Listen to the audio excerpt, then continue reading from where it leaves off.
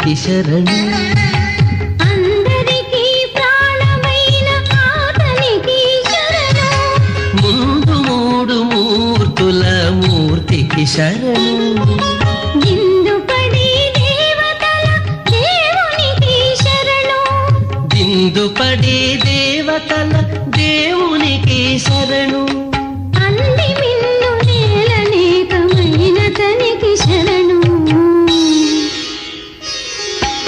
అరసినంగార్చిన ఆతనికి శరణు.